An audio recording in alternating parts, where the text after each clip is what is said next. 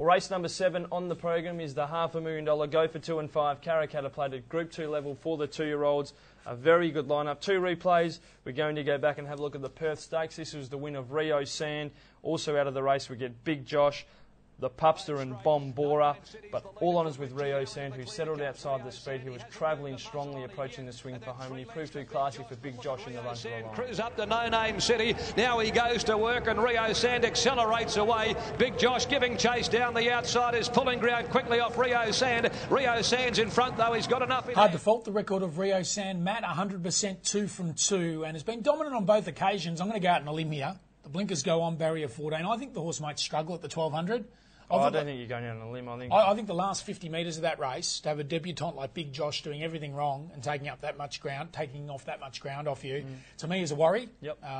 Paul Harvey would be fantastic if he was able to take this race. I don't think he's won a Karrakatta Plate before, so it would be a great win for Paul, who's been our leading rider for so long. But this horse is going to need an enormous amount of luck from barrier 14. I can't get him finding anywhere sort of cover from out there with his racing pattern, and especially with the blinkers on. I'm going to risk Rio Sand. I thought the effort of Bombora was good, as well as the Pupsters, but I think they're going to be better suited at Belmont in the size produce opening meeting.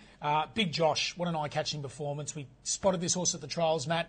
He's beautifully named. And why is he beautifully named? Why is he beautifully named? Well, didn't you see me at the Bucks party?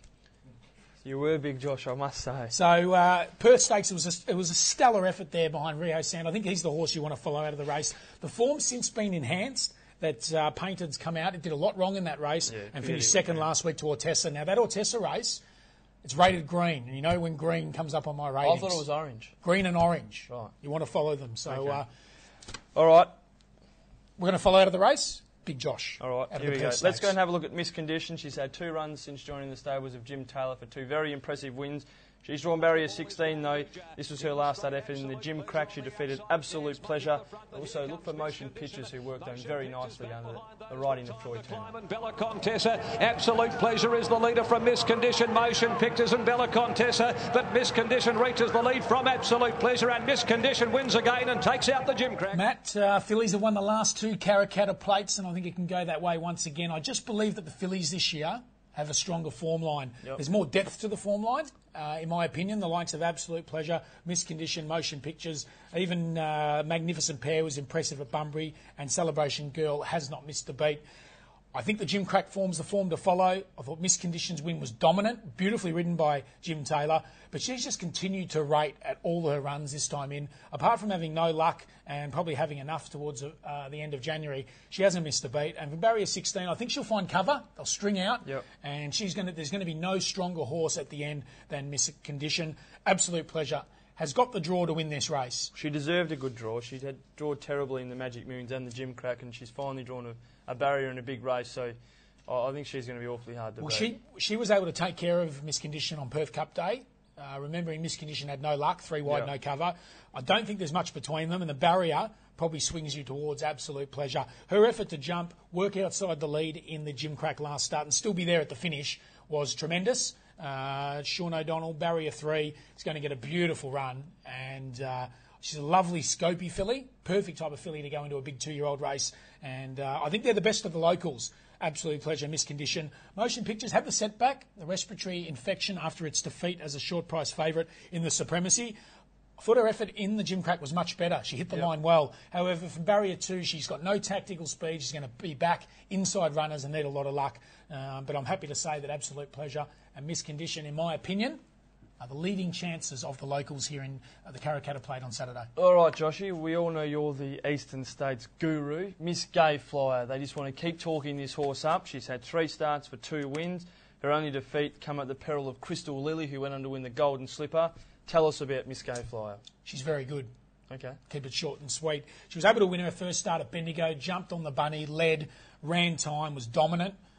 Then was zipped up to Sydney, showing her versatility and how travel doesn't bother her. Up to Sydney for the Sweet Embrace, and she had to do a little bit of work early in the race, and I thought her effort to finish 5th behind the subsequent Golden Slipper winner in Crystal Lily was tremendous. And then went back to the Valley. They changed her racing pattern. They allowed her to drift back in the field, and she covered them in a a matter of a couple of strides, and just rolled back to the inside and won with plenty in hand. From barrier 11, she's versatile. She'll probably sit just off the speed for Luke Curry. Luke Curry is a very, very good jockey. He's, don't worry if you haven't heard of Luke over here in WA. He's always been one of the leading apprentices and top riders there in Victoria. 12 Miss Gay Fly. If she brings that form to WA, I don't think that the WA 2-year-olds have a standout this year. I think they're an even bunch. I think they're very competitive.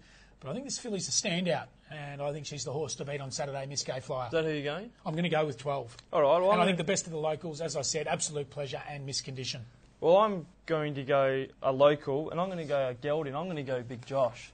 I thought his effort on debut was very good. I think he's drawn a perfect barrier in barrier 4, just to get a lovely run behind him. I think he'll come on a long way from that debut performance, and that's why I'm going to go race 7, number 4, Big Josh. I want to ask you about a horse, Cristiano. The raps have been massive on this horse. Despite rearing in the gates on debut, he ran some really good sectionals with no pressure on him. Subsequently went back to Larkhill Trials 1 and then finished second to Celebration Girl. I thought it was a super effort. On speed, fought on well. Added experience. He's a magnificent specimen, a real athlete. Where do you rate him in the race?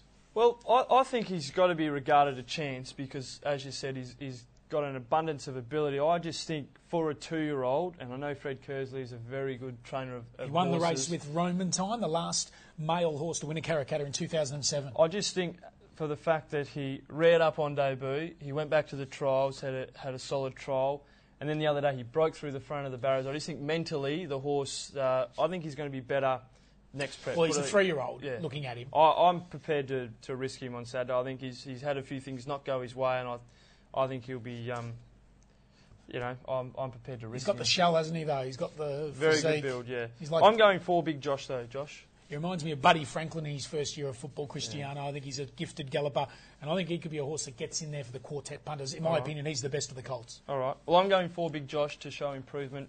So for me, race 7, number 4, and you're going the Victorian, as you would. Being a Victorian, you love the Victorians. All Victorians do love Victorians, and you're going race 7, number 12.